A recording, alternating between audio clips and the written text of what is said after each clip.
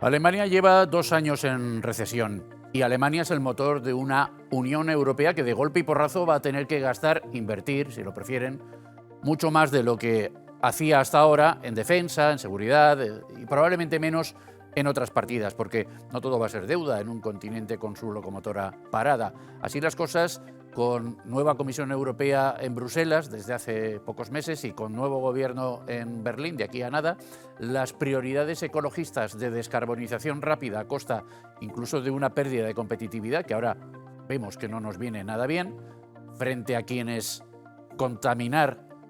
frente a quienes no contaminar no es una prioridad, pues parecen estar cambiando en beneficio de la reindustrialización del viejo continente, aunque sea para fabricar armas y para que los coches que producimos no nos los tengamos que comer con patatas porque son mucho más caros que los que vienen de fuera. Y todo eso sin aranceles, que ahora con Trump todo es un poquito más imprevisible que antes. Por tanto, esta semana nos interesa saber a qué carta prioritaria quedarnos, a la de la ecología o a la de la industria. Para ello contamos, como siempre, con 4 invitados. El primero de ellos en colocación geográfica dentro del plató es Salvador Puig de Engolas, ingeniero industrial, exdecano del Colegio de Ingenieros Industriales. Salvador, muy buenas tardes. Muy buenas tardes, Vicente. ¿Con qué nos quedamos? ¿Ecología o industria? Claro, esto a un ingeniero industrial... No te creas. Los ingenieros industriales somos de los primeros que siempre hemos apostado por lo que era la eficiencia de los procesos y dentro de lo que era la eficiencia, reducir lo que eran los residuos. Con lo cual, siempre se puede hacer un mix, un pool, para buscar la eficiencia dentro de lo que es la gestión. Y nos quedamos con la eficiencia. Ni industria ni medio ambiente, eficiencia. Vamos a ver qué opina don Máximo Buch, empresario, ex conseller de Industria de la Generalitat Valenciana. Don Máximo, muy buenas tardes. Buenas tardes, Vicente, ¿qué tal? Pues aquí, encantado de contar con ustedes. ¿Ecología o industria, don Máximo? Bueno, las dos cosas, ¿no?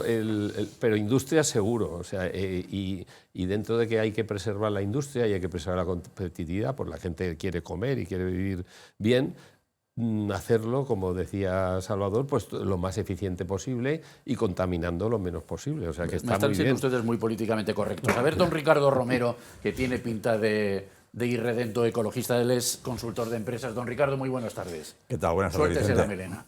Me suelto la melena. Pues yo, por supuesto, siempre industria. Industria o empresa, siempre. Lo que pasa es que la ecología hay que darle las gracias porque éramos un poco cochinitos y la ecología nos ayuda a no contaminar. Contaminamos mucho menos. Pero si es ecología razonable, si es ecología radical, es activismo, pues ya no. Eso es lo que nos lleva a todo lo que, en fin, a todos los problemas que tenemos ahora en Europa. Y por añadidura a Europa y también a Estados Unidos. El exceso de la ideología dentro de lo que es las decisiones que afectan a la industria. Saludo también a don Juan Sapena, que es profesor de Ciencias Jurídicas y Económicas, exdecano de Empresas de la Universidad Católica de Valencia. Don Juan, muy buenas tardes. ¿Qué tal? Buenas tardes. ¿Qué? ¿Industria o ecología? Pues ni una ni otra. Quiero decir, ambas. Ya. Yo te diría que la economía esencialmente es sentido común. El sentido común frente al postureo que supone a veces hablar de economía circular sin realmente saber cuál es el alcance de la misma, ¿no? Sentido común. Pero es que suena muy bien lo de economía circular, o sea, todo lo reciclamos, nada se desaprovecha. Sí, reciclamos no lo que... esquilmamos los recursos naturales. Sí, pero a ver, a veces hablamos de economía circular y realmente estamos hablando de postureo, porque realmente reciclamos aquello que es visible cuando lo hacemos, pero hay otra serie de productos, pues yo pienso por ejemplo en los automóviles o pienso en otros productos, en los cuales parece que es más doloroso, digamos, el volver a reconvertir el propio elemento, y ahí pues la economía circular no está tan introducida. Yo pienso a veces, pues hay gente que tiene coches antiguos, ahora mismo en algunas ciudades van a tener que cambiarse de vehículo algunas personas para poder entrar en las mismas. Yo pienso que a lo mejor no ahora, porque cuando ya truena a lo mejor es demasiado tarde. Yo creo que con una cierta planificación se podría haber previsto el tema de hacer un upgrade de algunos vehículos antes que obligar a la gente a sustituirlos. Pero eso en algún momento no convino. Sin embargo, hubo un momento que fue conveniente pues, hablar de sostenibilidad. Ya, Jesús Fernández Villaverde yo lo considero uno de los economistas españoles de mayor impacto, no solamente en España, sino a nivel mundial. Es catedrático en Pensilvania. Y él dice que uno de los pilares fundamentales de la política industrial española es el postureo. Entonces, a partir de ahí, pues podemos seguir hablando. Hombre, Estoy de acuerdo. postureo me parece un buen punto de arranque, Ricardo. Mira, por hacer un poco de historia, la economía circular, no, yo hablaría más bien hace 25 años, incluso un poco más, con la entrada de nuevo talento, jóvenes, más preocupados ya por el impacto que tenía cierto tipo de economía, ensuciabas el planeta, etcétera, etcétera, etcétera, más mentalizados en este tipo de cuestiones, se volcaron, en las universidades también, por el tema de la economía de impacto, que no es otra que es la predecesora de lo que es la sostenibilidad, que hoy en día todavía no he encontrado a nadie que me haya definido lo que es la sostenibilidad. Pero bueno, la economía de impacto pretende que tu actividad industrial, tu actividad empresarial, que no genere un impacto negativo ni en el medio ambiente, ni en las personas, ni en el resto de partes interesadas. A partir de ahí han llegado los políticos por medio y todo ha cambiado al relato. ¿Qué dice Juan? Ya saben ustedes que es un debate semanal monográfico, en este caso sobre ese dilema entre industria y ecología. En otras semanas tratamos otros asuntos y siempre a poder ser con expertos y a poder ser sin políticos, que esa es una de las características principales para que de verdad nos siga interesando saber qué es lo que pasa con los asuntos de máxima actualidad. Vamos a hacer una mínima pausa para publicidad y después el resto de contertulios le va a explicar a don Ricardo lo que es la sostenibilidad.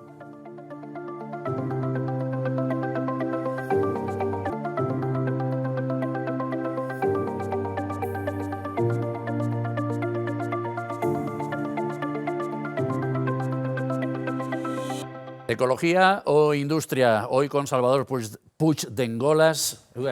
Su apellido es como el de Puigdemont, que todo el mundo lo dice mal, ¿no? O sea, Pues mira que mi hermana que está en el sur, está en Cádiz, Madre mía. dice, una de las cosas buenas que tuvo el Procés es que ya saben decir Puigdengolas. O sea, que también... Bueno, Pero junto a don Salvador está don Máximo Buch, don Ricardo Romero y don Juan Sapena. Y decía el señor Romero que a él no le han explicado todavía, no acaba de entender qué es esto de la sostenibilidad. Don Máximo, explíqueselo usted. Entender sí que lo entiendo, Máximo. Lo que pasa es que me gustaría que me lo explicaran. ¿Quién tiene que explicármelo? Venga, No, vamos adelante. A ver, es algo como yo qué sé, como los marcianos que imaginamos que existen, pero nadie sabe muy bien dónde están ni cómo se hace. Es decir, el problema que tiene el planeta, entre otras cosas, es que la población mundial ha aumentado desde hace no tanto, cuando yo era más jovencito, 3.000 millones a 9.000, pues eso hace que todo el mundo consuma más. Y eso enlaza con este dilema de industria-ecología. Podríamos ser todos radicalmente ecologistas, pero tendría que ser todo el planeta, porque si en Europa somos ecologistas y luego la India, China, Estados Unidos, tal, pues entonces los que somos el 9% de la población del mundo no podemos cambiar. Ese es el gran problema, que los europeos somos más puristas, somos más papistas que el Papa y los chinos les da igual contaminar que no contaminar, emitir CO2 que no emitir CO2. ¿Va por ahí las cosas? Al final el sistema económico es todo. Quiero decir, no solamente es el tema medioambiental, es el tema de la política industrial. Al final, por ejemplo, los americanos, ¿no? Gary Becker, premio Nobel de Economía, en 1985 escribe una columna en el Business Week que yo no he conseguido encontrar porque la borró de su página web. ¿Qué me dice? La mejor política industrial es la que no existe. Es decir, eso fue una frase que luego se le atribuyó a Solchaga en España. Solchaga tampoco recuerda haberla dicho nunca. Y yo recuerdo también, había otro ministro, en este caso era un anestesista, tampoco he podido, yo venía también a otro programa en esta cadena, hace años en El Faro, y recuerdo haber leído perfectamente en el periódico que Joan Clos, ministro de Industria por entonces, dijo que a él la productividad era algo que le traía sin cuidado. Digo, claro, esto que lo diga cualquiera, pero que lo diga el ministro de Industria me parece un poco fuerte, ¿no? Quizás porque no era su negociado. Entonces, quiero decir que básicamente hubo un planteamiento de economistas pues que defendían el hecho de que los estados, pues, interviniendo activamente, pues acababan afectando negativamente a la economía. Sin embargo, por detrás, pues el gobierno americano y luego con posterioridad el chino, pues venían, digamos, haciendo sus componendas de carácter de índole estratégica. En Europa, yo creo, es mi percepción, hablo ahora de política industrial, creo que llegamos tarde y mal. Es decir, en Europa realmente ni en los tratados fundacionales había ninguna mención a la importancia de crear un entramado industrial, no necesariamente público, sino un entramado, un ecosistema. Pues empezamos con el Tratado del Carbón y del Acero, ¿no? Más Sí, pero industrial que eso. simplemente en esto. Esta es la única, acabas de mencionar, el único elemento. Pero a partir de ahí se olvidó, es cierto, con el Acta Única empiezan a aparecer algunos aspectos, pero realmente la política industrial europea que se menciona por primera vez en Maastricht, y yo me atrevo a decir que hasta 2014 con el Plan Juncker, para mí no hay presupuesto para ella.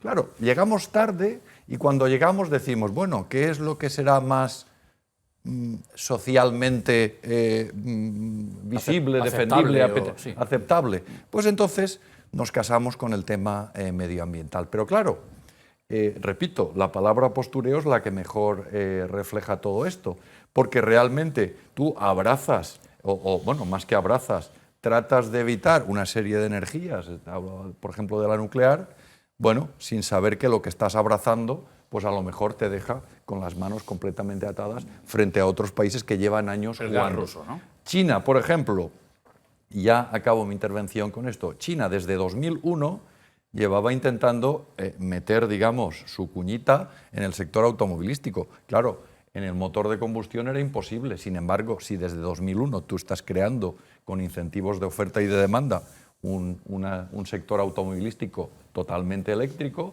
tú dices, toma, es que lo que tengo que hacer, con el pie cambiado, lo que tengo que hacer es vehículos chinos. Yo tengo serias dudas, no soy ingeniero, aquí hay personas que seguramente tienen una opinión, a lo mejor pueden tenerla más sólida que la mía, yo tengo serias dudas de que ecologismo sea igual a eléctrico. Eléctrico es algo que no se ve. Seguramente lo que estamos haciendo es abrazar una sustitución de una tecnología que a lo mejor hay que abandonar demasiado rápido y ahora estamos teniendo que desandar el camino. Ricardo, Yo creo Máximo, que decir que esto es postureo es benevolente.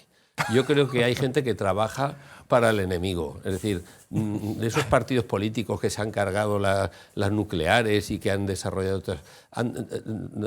Alemania, por ejemplo, ha cometido un grave error. Se ha generado una política de dependencia energética brutal de Rusia, que es y Rusia lleva muchos años haciendo... ¿Esto es atribuible a la señora Merkel o a más?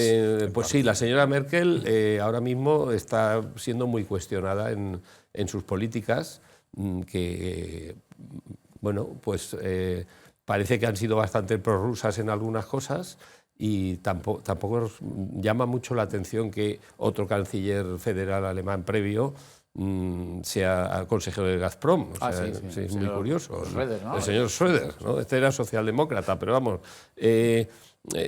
no ha habido una... Es que no es ya una mala política... Bueno, es una política... para usted es más que postureo, ¿no? Es más que postureo, es una política en contra de nuestros intereses. Ajá. ¿Ricardo? Pues, a ver, estamos un poco... Me gustaría contextualizar. Vale. ¿Y cómo lo hacemos? Mira, Europa, ahora es de los 27, pero Europa, como tú bien has dicho, el carbón y el acero. Europa somos básicamente democracias liberales.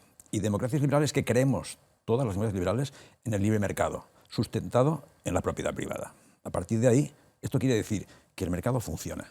Tienes una serie de legislación que es la que te pone unos límites, porque si no esto sería el oeste, pero básicamente es eso. El problema surge cuando se introduce el concepto del Pacto Verde y la Agenda 2030. Esto distorsiona todo. Distorsiona todo porque el libre mercado supone que no hay intervencionismo. Intervencionismo era el que tenían los Stalin con la URSS, etcétera, etcétera, etcétera, etcétera. Dirigía la economía. Los planes quinquenales. Efectivamente, con sus planes quinquenales. Aquí, en Europa, hemos funcionado muy bien todos. El que fabricaba coches y el que no, tal. Y iba todo muy bien. Cuando introduces el elemento, la variable, o llámalo como quieras, que es intervencionismo puro, de la prodigalidad, de sacar directivas a diestro y siniestro, primero, sobre el tema de la energía, como bien decía Máximo, por el tema de la cierre de nucleares, pero también por otras cuestiones, hidroeléctrica, etcétera, etcétera, etcétera. Cuando intervienes ahí, ¿qué haces? Lo primero que haces es que, claro, tratar de descarbonizar. Yo aquí siempre pongo un ejemplo. La Agenda 2030 tiene unos objetivos que son totalmente inalcanzables. Y ese es el ejemplo del siguiente. Inalcanzables. Inalcanzables, sí, totalmente inalcanzables, te lo firmo. Es el ejemplo de un señor de 50 y tantos años que es obeso y de su casa pasa por el bar y luego al sofá y al trabajo. Y a este señor, que está haciendo siempre eso y nunca ha hecho deporte, le dices que en 2 o 3 años tiene que correr una maratón y además quedar entre los 5 primeros. Pero no era en 2 o 3 años, era en más tiempo, ¿no? Vamos a ver, te estoy poniendo un Nuestros ejemplo. objetivos, Te estoy aunque poniendo un la agenda ejemplo. se llame 2030, pero la mayor parte de esos objetivos son para el 2050. No, la Agenda 2030 es la cadena de transmisión de la Agenda 2050. Pero a este señor, que este señor se podía llamar, este señor se llamaría señor 2030, sí. Tú no le puedes decir que en 3 o 4 años vaya con una maratón, que primero, si se pone a hacer ejercicio de pronto, va a colapsar y va a dar un infarto. Y en segundo lugar, si consigues convencerle de que haga deporte, al final no va ni, vamos, al cabo de 20, 25, 30, 40 años, a lo mejor consigue correr 2 o 3 kilómetros, 40, por supuesto no. Pues esto es lo mismo que pasa con la Agenda 2030. Inalcanzable. Sí, no, y al hilo de lo que estaban comentando, a nivel de industria, es la industria la que se ha estado autorregulando. Por ejemplo, estábamos comentando un sector fabril, como es el sector de la automoción. Ya en los años 70, Toyota Production System nos enseñó cómo gestionar de la manera más eficiente lo que eran los procesos para que no tuviésemos ningún tipo de desperdicio. Es decir, que fuese era logística, sostenible. ¿no? Era logística básicamente. Gestión pura y dura de toda la cadena de suministros, todo el proceso de fabricación y todo lo que era la cadena luego ya de expedición y logística. Entonces, todo eso eficiente. Pero luego lo que comentaba también del vehículo eléctrico. Yo estuve en una ponencia del catedrático de Santes, de la CMT de la Universidad Politécnica, y él lo decía, ¿cuánto más contamina un vehículo de motor de combustión que un eléctrico? Claro, si tú mides rueda, paso rueda-motor, obviamente un motor de combustión contamina más que un vehículo eléctrico. Pero, sin embargo, si tú ves lo que es, desde que es materia prima hasta la revalorización del proceso, todo lo que es la vida del proceso, no contamina mucho más. Lo que pasa es que lo que estabais comentando, y creo que Máximo lo ha comentado, el tema de ¿por qué todo esto? Por intereses. ¿Quién maneja ahora mismo la mayoría de la fabricación, bueno, de la explotación de litio en el mundo con las baterías? Pues es China. No nosotros. Entonces, ¿qué es lo que les interesa? Meternos el vehículo eléctrico. Hay precisamente también Jesús, en otro de los artículos, es un tipo muy prolífico, él habla de que realmente una de las salidas a esta situación, una de las salidas sería el tema de baterías mucho más eficientes.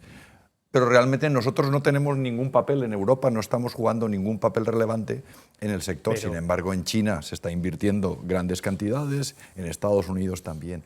Por eso yo, a lo que decía Máximo, yo añadiría postureo y le añadiría el apelativo de interesado, postureo interesado. Postureo interesado y que jugamos, nos aplicamos unas reglas que luego no exigimos a los demás. La Unión Europea, yo conozco un poquito el sector de transporte por carretera, por una serie de motivos.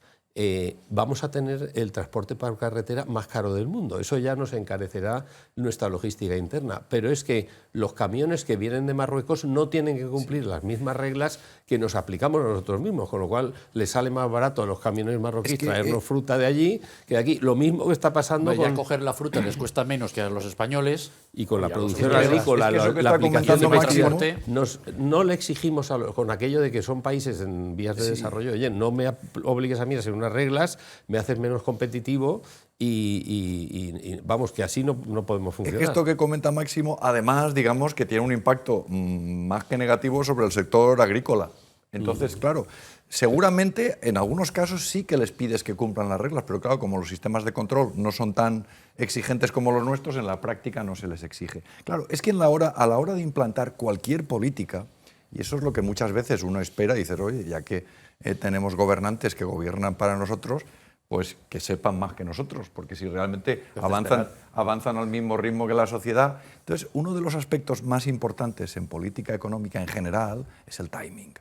Tú no puedes querer ir más rápido de lo que puedes ir, porque luego vas a tener que ir atrás. Había una señora, cuenta la literatura de la Grecia clásica, que se llamaba Penélope, que por el día tejía una bufanda o lo que fuese y por la noche lo destejía porque quería esperar a Ulises. Nosotros tejemos y destejemos, pero no sabemos muy bien por qué. Primero invertimos en centrales nucleares, pero luego hacemos una moratoria nuclear sin decir muy bien cuál es el recambio. Pero luego eso, cambiamos. Lo que llama la atención es que, al menos en el marco europeo, todos esos cambios, todas esas esos tejidos y destejidos de Penélope se obran con una misma composición política del gobierno europeo. Quiero decir, aquí gobiernan en Bruselas los populares y los socialistas juntos desde ni se sabe. Y todos esos vaivenes se han dado con gobiernos de populares y socialistas juntos. ¿Esto cómo se explica? ¿Cómo le explicamos al ciudadano que la misma gente diga hoy una cosa y... bueno, fácilmente. a ver, tenemos ejemplos cercanos.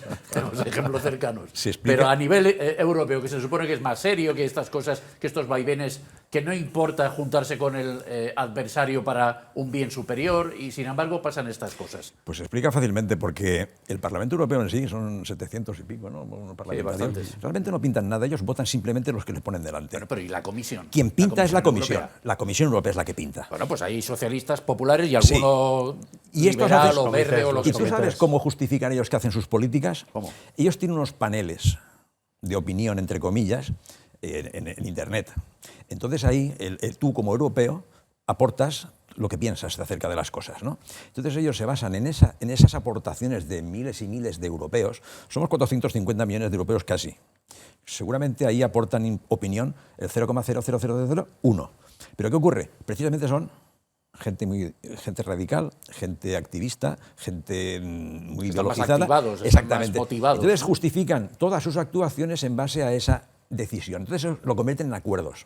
Esos acuerdos los pasan a la Comisión. La Comisión digamos que los viste, les pone el lacito en lo que les interesa, y aquí entre comillas entra lo que es el lobismo y el cabildeo, que habría que hablar.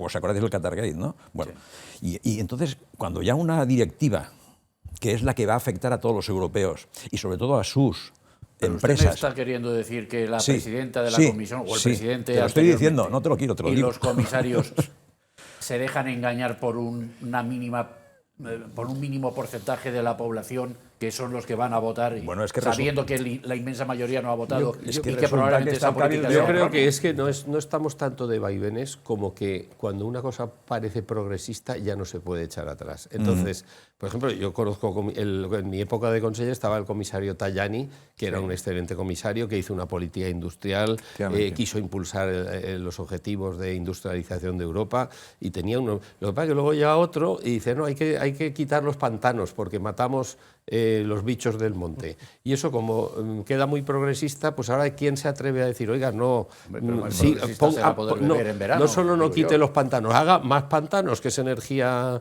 hidroeléctrica, que además eso es súper verde. Hombre, sí, inundaremos un valle, pero y las ardillas tendrán que subirse a las laderas, porque si no se ahogarán, evidentemente. Bueno, todos hemos pero evolucionado, pero si eso no no que se atreve nadie a mira la decirlo. tapuerca. Una vez ya has decidido que no puede haber nucleares, a ver quién es ahora el valiente que sale diciendo A ver, que pongan las nucleares. Pero vamos a ver, don Máximo, la Unión Europea ya considera la energía nuclear como Sí, ahora- verde. pero ha costado, desde ha hace costado, poco. ha costado. Bueno, pues algo Porque es se han algo. visto Porque, con vamos agua a al ver, cuello. los que somos ingenieros España industriales... no la considera verde, y de hecho hay un programa de cierre de centrales nucleares que afectará también a Cofrentes, por lo visto. Sí, sí, pero Los que es un somos programa- ingenieros industriales que cojeamos todos aparentemente el mismo pie, desde hace decenas de años tenemos claro que la energía nuclear es limpia y es lo menos peligroso y lo más barato que hay. Es decir, que sí, que hay de vez en cuando hay accidentes, por supuesto que hay que mejorar la seguridad. Chernobyl, Harrisburg. Pero ¿qué ha pasado en España?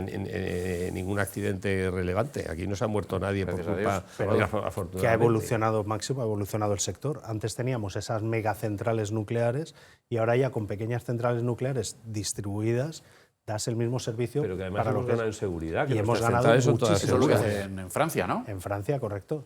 Y hay dos modelos de centrales nucleares, por decirlo de alguna forma, el modelo americano y el modelo francés.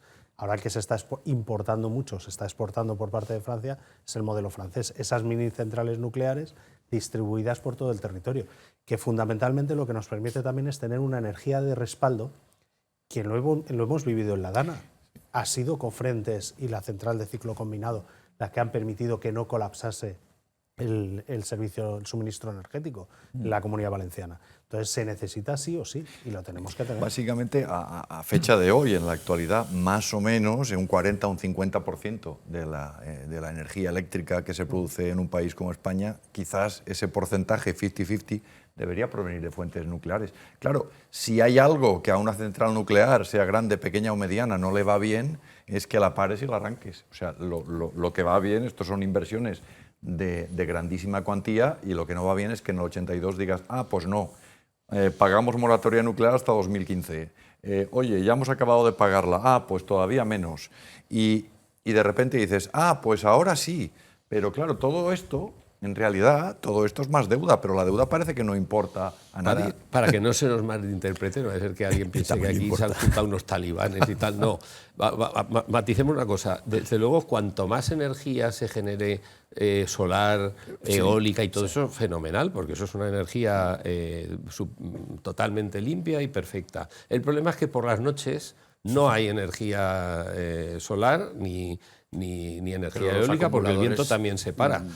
Serán mejores y llegará un momento que ya puedan acumular esa energía de la mañana para poder usarla por la noche. Para eso son baterías y también lleva su tiempo, y además que las hacen los chinos, y eso llevará su tiempo. Pero efectivamente tenemos que evolucionar, igual que un día desarrollaremos la tecnología del hidrógeno, que es súper limpia porque lo que hará es emitir vapor de agua al aire. Bueno, guárdese las siguientes intervenciones para después de la nueva y última pausa publicitaria del día, que además les voy a preguntar después también si todo este lío de la energía, ya que nos hemos metido con lo de la energía, porque es parte de la componente ecológica del debate industrial en Europa, si al final esto ha sido una polémica generada por las eléctricas contra las petroleras contra las eléctricas, y fruto de eso vamos todos los demás un poco a rebufo. Pero, en fin, después de publicidad tratamos ese y otros asuntos.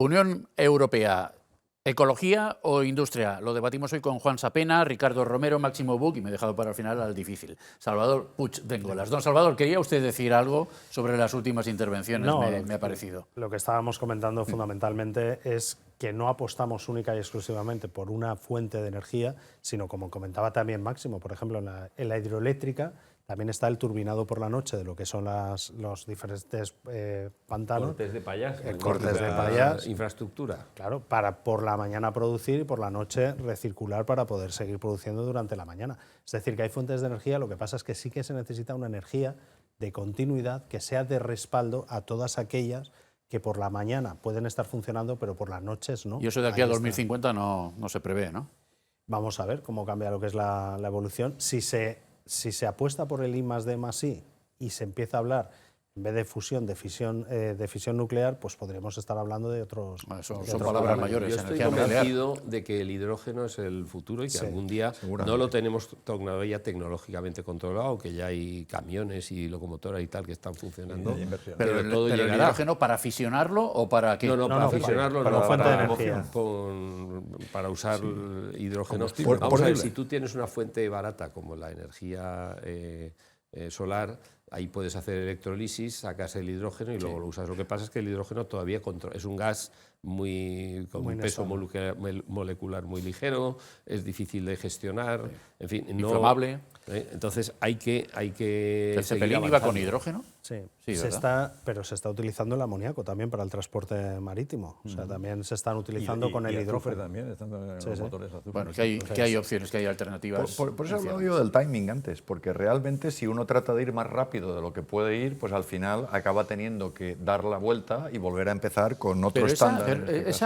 Este timing ha ido acelerándose como fruto no solo de la acción de los ecologistas, a los que vemos un poco como hippies de los 70 pero reciclados a otra época, sino también por las luchas entre las eléctricas y las petroquímicas, las compañías de...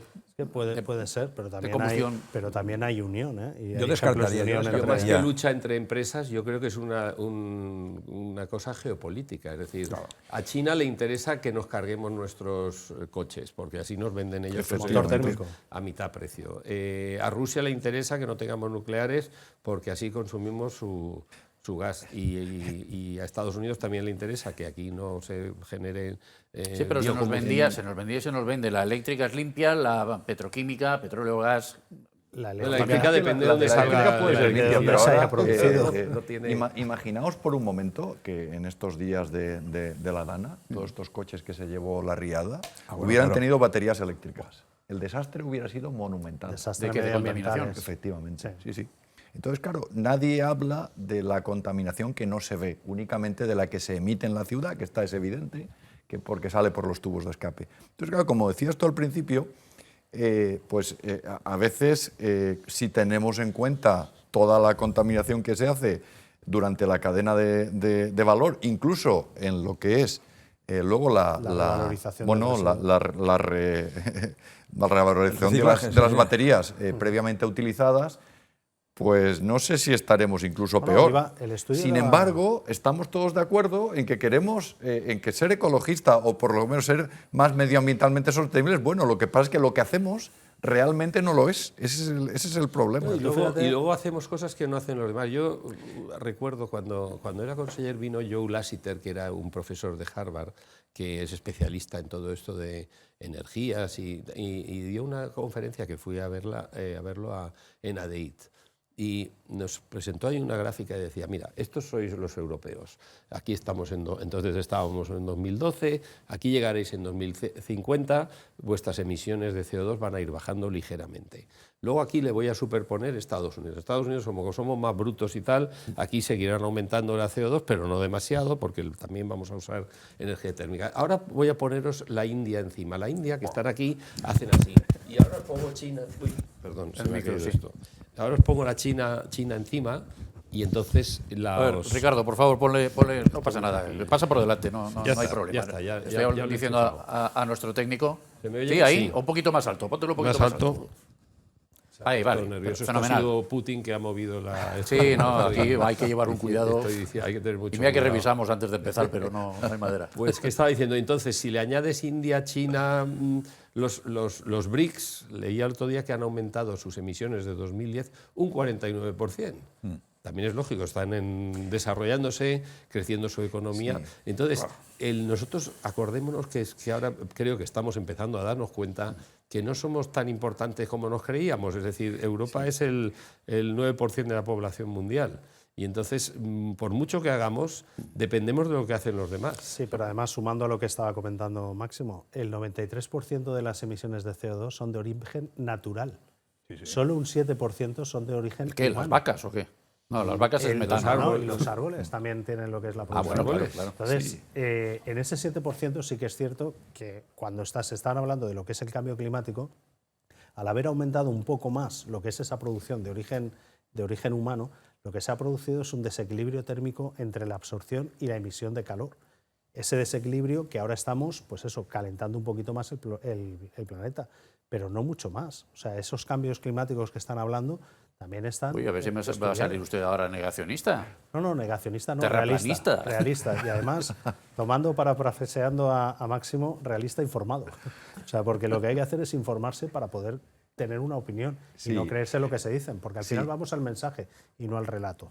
Y yendo a lo que comentaban Máximo y también tú ahora, es decir, si realmente las emisiones europeas no son tan importantes en porcentaje respecto al resto de las emisiones, simplemente porque pues la población europea, en porcentaje de los 8.000 millones que hay en el mundo, pues tampoco somos tantos. Juan, el consumo anual mundial es de 15.000 millones de toneladas métricas comparables a petróleo, que llaman ellos, el TEMP.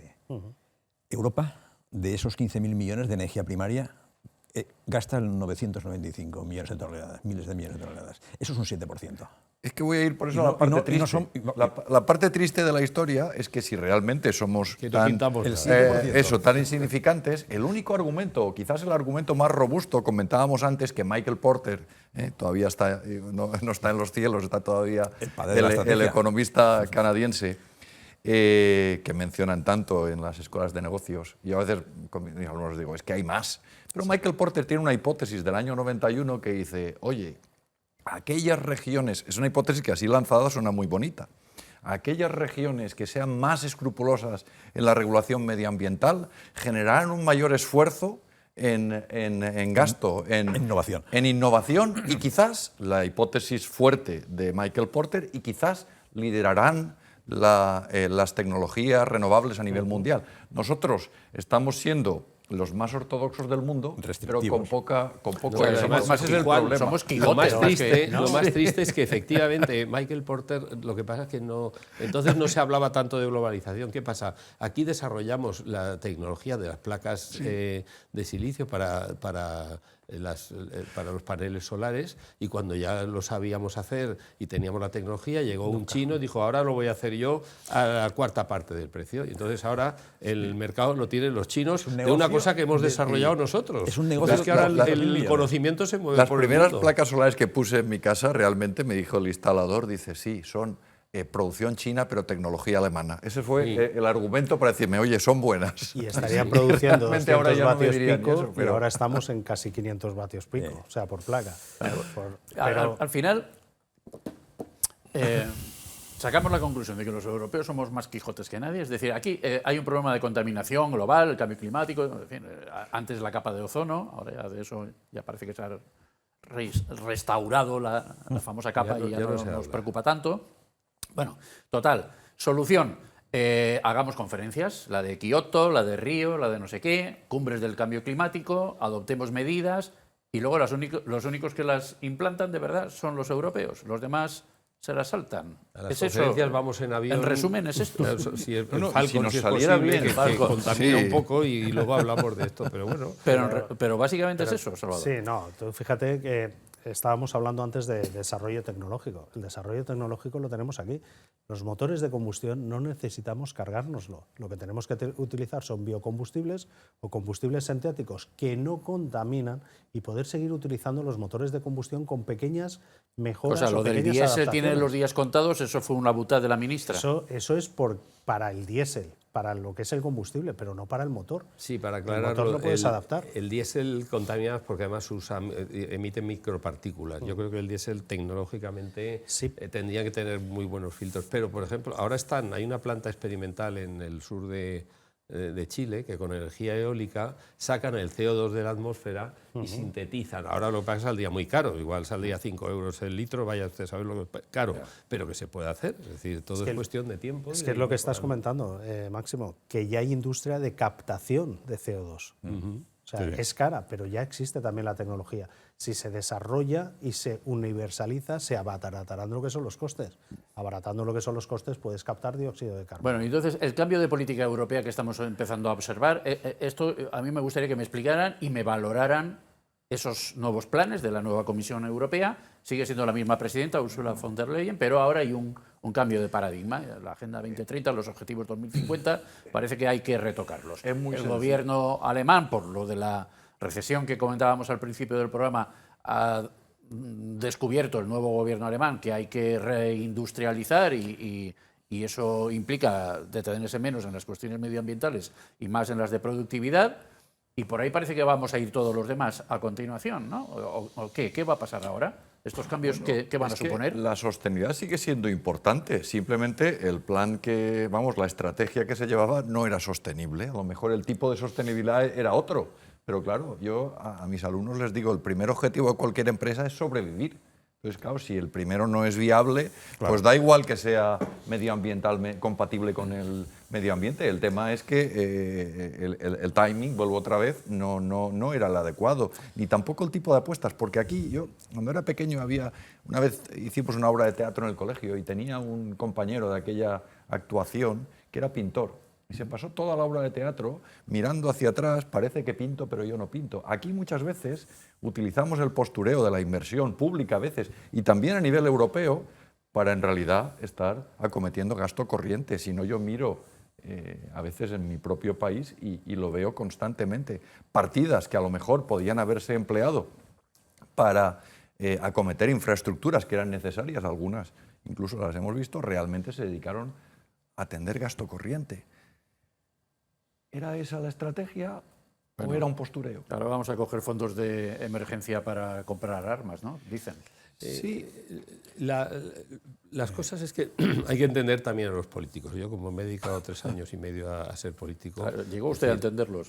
yo los entiendo perfectamente porque dependen de sus electores. Entonces, también depende de lo que piensen los electores, pues el político no puede hacer lo que le dé la Pero gana, no son pues los si no, no lo políticos los votan. que convencen a los electores de que estaban equivocados pensando en No, determinadas pero por ejemplo, cosas. cuando tienen que ocurrir cosas que sacudan, entonces ahora que ha sacudido a Alemania, muy sencillo, la extrema derecha avanza. Entonces, pues oye, parece que la gente está hartándose de tanto ecologismo, tantos impuestos medioambientales y de otras cosas. Entonces, los mismos políticos dicen, ostras, pues para esto ya me adapto yo a los cambios de la sociedad y voy a hacer cosas Pero que sean baja más la aceptables. percepción del riesgo medioambiental en la población alemana. No, de por repente ejemplo. nos hemos dado cuenta, o la gente ha empezado a darse cuenta, porque no se lo habían dicho, que esto no era gratis.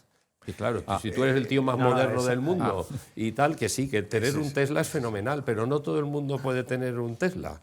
Y que resulta que tampoco hay postes eléctricos y que si viene una dana, si tuviésemos 200.000 Teslas, esto sería una catástrofe. Y eso la gente no lo explica. Igual que no sigue sin explicarse a la gente que la famosa deuda, que a mí se me ponen los pelos de punta cuando von der Leyen dice, no, vamos a gastarnos 800.000 millones más. Oiga, ¿quién lo va a pagar? Mis hijos y mis nietos. Porque esto alguien... La semana pasada Máximo estaba leyendo un artículo de Alberto Alesina, en este caso Alberto sí falleció, es un economista italiano que trabajó en el MIT y realmente él hablaba de los problemas de acumulación de deuda que estaban asociados a poblaciones envejecidas. Una población envejecida donde las personas mayores, como nosotros seguramente, somos los culpables. Predomina Habla por ti, Juan, ¿verdad? Algunos más que otros. Realmente hay un sesgo hacia la acumulación de deuda, porque realmente, los jóvenes porque muchas veces no votan y los que todavía no han nacido porque no lo han hecho, pero era un modelo bastante bonito que me llamó muchísimo la atención y me ha venido a la cabeza precisamente por qué nos empeñamos en acumular deuda. Seguramente hay ocasiones, esto sería motivo para otro programa, en los cuales la acumulación de deuda pública tiene sentido porque sale más barata que la privada, ¿no? en los mercados. Pero hay veces que ese recurso sistemático a la deuda pues es el reconocimiento de que no quieres admitir Espera, que estaba Salvador. que esto no es gratis. No, pero es que el no es gratis, ¿quién lo paga? Al final lo paga el usuario final. Porque para mantener lo que son los márgenes de beneficio de lo que son las empresas o de las industrias, tú tienes que subir el precio de los productos que tú estás fabricando. Y la gente lo nota cuando va al supermercado y va a comprar un litro de leche o va a comprar una barra de pan y ve que le ha subido 30, 40, 50, 60 céntimos.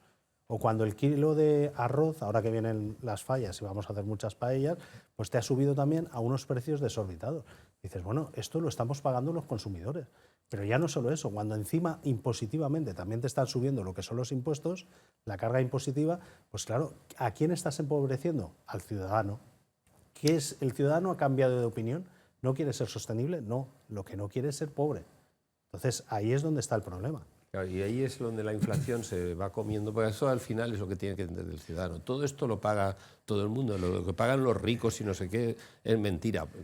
La inflación paga la diferencia. El ejemplo del transporte por carretera. Pues ahora están preparando otra directiva que hará que tengamos un transporte de carretera más caro. Transporte de carretera más caro quiere decir que los huevos que hay en el supermercado serán más caros. Si encima reducen la jornada laboral, que queda muy moderno y vamos a trabajar todos 2 horas y media menos, seremos todos más caros y por tanto subirán también, como los salarios serán más caros o tendrán que poner más turnos, pues entonces subirán. Y al final lo pagamos todos. Todas estas cosas que dicen que bonito, pues no, esto lo pagamos y eso es lo que cuando te das cuenta dices, ostras, esto no es tan bonito como me gustaba. Tengo un ejemplo, además, ahora mismo, con lo que estás comentando de lo que es la reducción de la jornada laboral.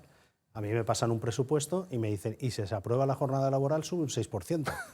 Claro, porque las empresas ya lo están previendo, porque tienen que mantener lo que son los puestos de trabajo. Se les ha incrementado los costes de las materias primas un 30-40%, los costes energéticos y los costes impositivos. Con lo cual, ese margen de beneficio que tienen que tener, ¿a quién se lo pasan? Al consumidor. Es que la jornada laboral es otro ejemplo de timing, quiere decir, en unos sectores, en unos convenios, seguramente será posible el ir acortando jornada por el tema de la productividad, pero en otros, al final, lo tiene que pagar alguien. A mí está muy bien. Me gustaría dejar 2 cosas claras. Una, necesitamos la actividad empresarial. Es de donde salen los impuestos con lo que se financia todo, aparte de la deuda. Pero por otro lado, quisiera que alguien me explicara, aquí si es posible, cómo vamos a revertir todo el daño causado, tanto a empresas como a personas, etcétera, etcétera, etcétera, a la competitividad de nuestras empresas. Hemos perdido la competitividad, la ventaja competitiva está perdida, las hemos debilitado financieramente, etcétera, etcétera. He hablado a nivel Europa, a nivel España está acrecentado, pero que me lo expliquen. ¿Qué va a hacer la Comisión antes de ponerse a gastar en armamento, etcétera, etcétera, etcétera? No. Claro, porque hay que revertir la situación. Hay que revertirla, por ejemplo. Gastar en la industria Por ejemplo, hay una directiva europea que tú sabes que el mecanismo este de ETS es el que hace que, por ejemplo, los buques y los aviones reporten. Entonces tú tienes un barco con, con paneles de Shanghái a Ámsterdam y antes te hacía una escala en Valencia. Ahora no tiene una escala en Valencia porque resulta que te contabilizan todas las emisiones de CO2 de todo el recorrido. ¿Qué ocurre? Que quitando Port Said y Tánger Med, el resto de puertos del norte de África son como una escala para ellos, porque te cuenta solamente a ese buque desde el puerto del norte de África hasta Ámsterdam. En Valencia vamos a perder actividad en el puerto, y eso es mucho dinero. Y eso es por una directiva europea. Lo mismo con los aviones. Recientemente, desde el día 1 de enero, les están obligando, y saludo a mi amigo Luis, piloto doméstico, que es el que me informa también del asunto, me dice, oye, es que ahora nos hacen reportar antes del despegue, después del despegue, y nos obligan a ir con lo justo para lo que es el vuelo doméstico. Eso es un problema porque aparte te encuentras con una tormenta o lo que sea y tienes peligro de caer. Pero aparte de eso, como dicen los americanos, sigue la pasta, sigue el dinero. ¿Quién tiene interés en qué? Tú antes, como una compañía aérea, tenías la gestión de la empresa, te decía, oye, tengo unos acuerdos en Ámsterdam y cargo ahí el combustible. Ahora no, ahora tienes que, a cada destino, tienes que llamar al taxi, que es donde te llevan el combustible, y cargas 3.000 kilos o lo que sea. Con un decalaje de como mucho un 5%, ojo, y si no lo informas como es debido, multa, sanción. Entonces, por un lado, te meten impuestos, sube la inflación, encarecen la energía, encarecen todos los productos, y por otro lado, lo que es el futuro, nos están robando. Habrá el que futuro. desregular, pero es que no hay más remedio solución, pero ¿cómo lo van a arreglar? yo no sé cómo lo van a arreglar, pero la solución habrá que hacer viene algo. cualquier inversión racional en cualquier sector, por ejemplo el armamentístico incluso. Bueno, pues Internet Aquí nació tenemos el Comunidad Valenciana. en la época de la Guerra Fría, o por ejemplo el automovilístico, o por ejemplo, si tú realmente cuando inviertes consigues que el ecosistema tenga interés en innovar, pero cuando simplemente es el parece que pinto, pero yo no pinto, es decir, aprovecho que ahora hay más voluntad europea en acomodar deuda pública para financiar gasto corriente, entonces realmente pues la solución yo sé cuál es la caída de la densidad de población. Claro, quiero decir, nos ¿qué vamos a nos morir ocurre? todos. No, Fíjate, nos vamos a ir. Fíjate, Pepe se fue a Alemania en unos años. Otra cuestión, el mecanismo CBAM, pues son directivas europeas, son prolíficas, pues eso te explico. Venga. En Europa éramos muy malos y no descarbonizábamos, y entonces meten presión para descarbonizar. Las empresas, claro, se encuentran con que eso es costoso y no tienen todavía tecnología y tal. ¿Qué ocurren? Fuga de carbono. Se van a fabricar a China y se van a fabricar... ¿Qué ocurre? Deslocalizas las empresas para poder seguir contaminando sin tener que gastar en descontaminar. ¿Pero qué ocurre? Lo que has fabricado en China con tu inversión que has hecho allí tal y cual, luego viene otra vez a Europa porque lo necesitas aquí. Y entonces dices, vamos a un mecanismo para controlar el carbono y para hacer que China se mentalice de que es mala. Entonces cobran impuestos y sancionan a la fabricación aquí. Luego te vas fuera y luego cuando vuelves a traerlo aquí te vuelven a cobrar. Al fin y al cabo, esto es un sistema recaudatorio. Es un sistema recaudatorio, aparte de que la regulación es intervención en la empresa.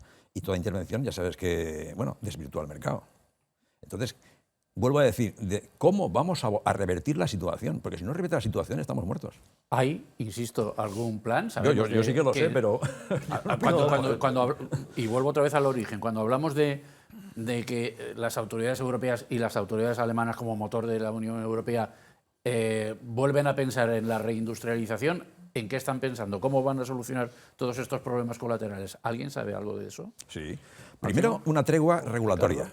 Y segundo, una pausa en la aplicación de las sanciones. No, una pausa en la aplicación de la directiva. Eso es lo que tú piensas, no lo que están pensando ellos. Eso es lo que yo haría, que debería hacerse, pienso yo.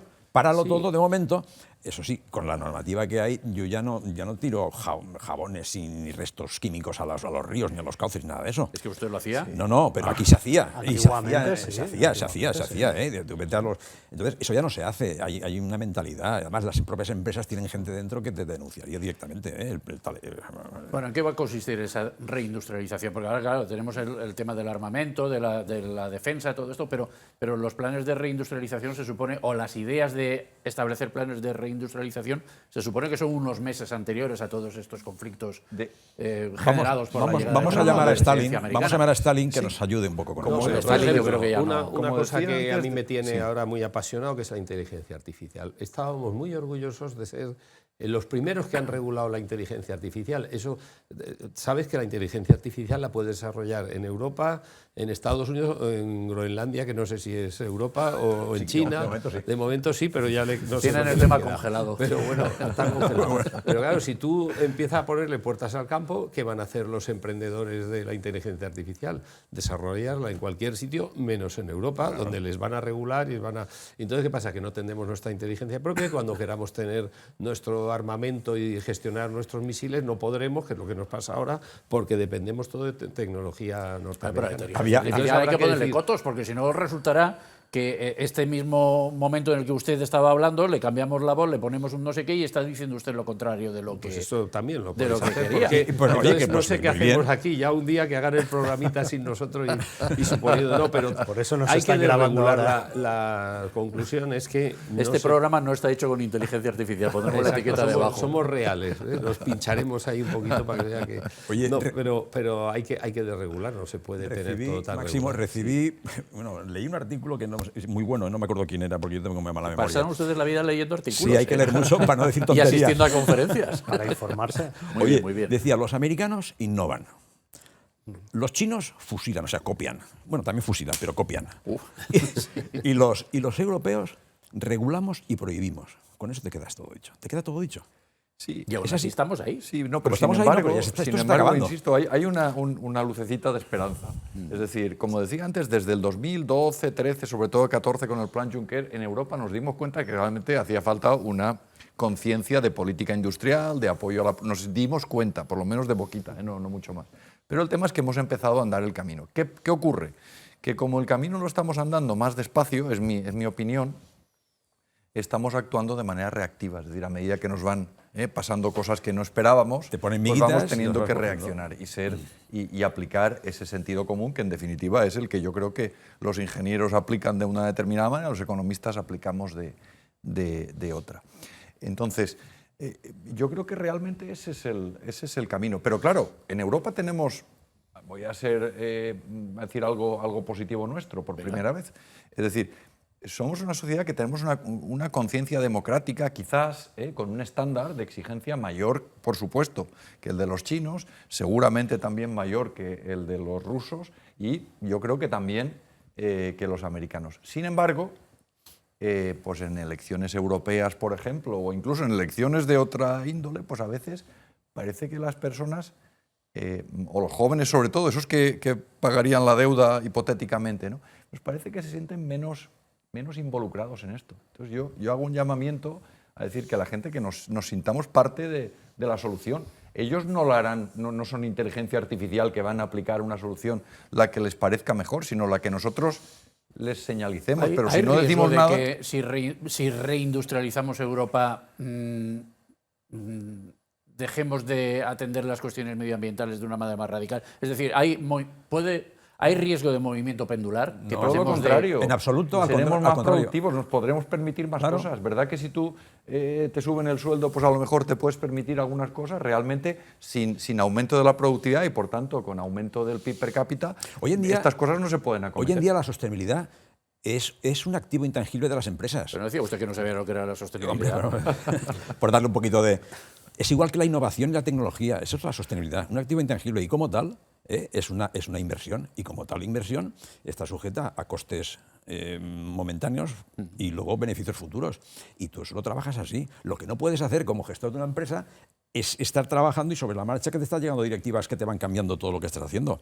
Fíjate en la inclusión, fíjate en no sé cuánto, fíjate en no sé cuánto. Es que ESG, que es sostenibilidad también, tiene muchos aspectos y si desagregas todo eso, te encuentras con un follón que no puedes ¿Qué solucionar. ocurre? Que si tú anticipas que van a estar cambiando, al final, si lo anticipas desde el principio, no inviertes. No inviertes. Y ese es el verdadero Te problema. resulta más Es que tú barato fíjate invertir en que China. hay casos en tema de gestión de recursos humanos, hay ejemplos de grandes empresas que fueron afectadas por determinadas decisiones que adoptaron, por ejemplo Nestlé con el tema del aceite de palma, que tuvieron que revertir la situación porque desde el punto de vista de gestión de recursos humanos la gente no quería ir a trabajar allí. Entonces, la gestión del talento tuvieron que revertir lo que era el mensaje para reforestar lo que eran las plantaciones que habían desarrollado en determinados ambientes para cambiar lo que era la inercia. Es decir, las propias empresas, lo que estabas comentando, con la responsabilidad social empresarial o corporativa, lo tienen muy, muy dentro. Y luego ahora mismo, con lo que son los nómadas digitales, los chavales que van con el talento y van trabajando por proyecto, van a trabajar donde ellos también se sienten correspondidos con lo que son las decisiones que adoptan las que son las empresas. Claro, Entonces va todo muy positivo. correspondido. Sí. Sí, sí, así Yo, es. de todos modos, por decir algo optimista, es decir, los europeos somos gente talentosa que somos capaces de cambiar. El problema cuando te das cuenta de que ibas en una dirección, que te ibas a estrellar, y yo creo que ahora estamos en un momento de revulsión y existe la posibilidad de decir, oye, vamos a hacer las cosas mejor, vamos a... ¿Pero todos? ¿O solo los motores de Europa? Quiero decir, ¿España también? No. ¿También es consciente de que España, no llevamos bien? Máximo no. Yo creo, y yo siempre digo, y no queda políticamente muy correcto, que tenemos la gran suerte de que España pertenezca a la Unión Europea y entonces vamos a rebufo de lo que nos van diciendo, pero lo que nos dicen normalmente nos conviene, es decir, es mejor que sigamos la corriente, pero esa corriente va a cambiar. Es decir, aquí, evidentemente, vamos a ser los últimos que vamos a decir que la central nuclear no hay que cerrarla. Pero cuando los alemanes digan, hombre, esto ya no está tan claro, y los franceses y tal, pues igual nos apuntamos al carro. Si no, no lo haríamos. Sí, yo tomo el ejemplo que había puesto Ricardo al principio. Esa persona obesa que le dicen, ahora tienes que correr una maratón. Hemos llegado a puertas de urgencias. En esas puertas de urgencias, antes de llegar a lo que es la UCI, es donde tenemos que parar, analizar y revertir lo que son las políticas que se han ido imponiendo hasta hoy en día. O sea, los últimos en reindustrializar, los últimos en subir el presupuesto de defensa, los últimos en todo. Pero la parte cambiaremos, positiva. cambiaremos. cambiaremos. Cuando Cambiaremos se vaya a penúltimos Sánchez, en cuando se 50 vaya, años. ahora meto la cuñita política, cuando se vaya Sánchez esto mejorará. Vaya, También por Dios. Sánchez Al cambiará final de ha tenido opinión. que salir.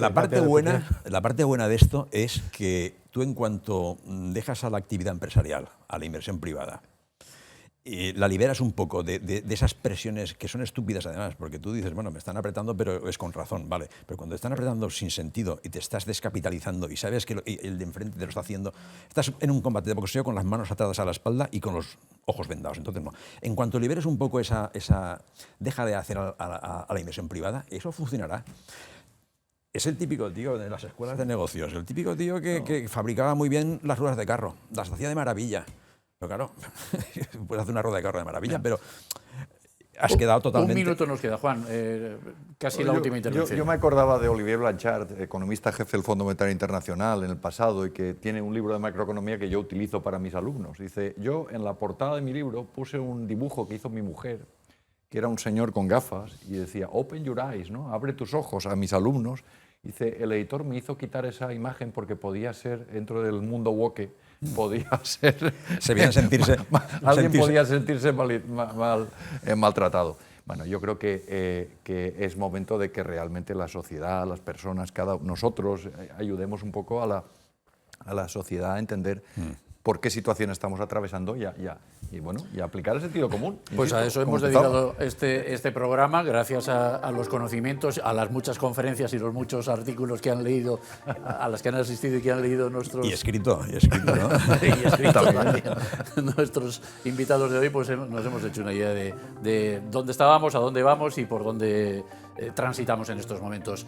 Don Salvador Puig d'Engolas, don Máximo Buch, don Ricardo Romero, don Juan Sapena, muchísimas gracias a los cuatro y a ustedes, señoras y señores televidentes, gracias por la atención prestada. Queden ustedes con Dios.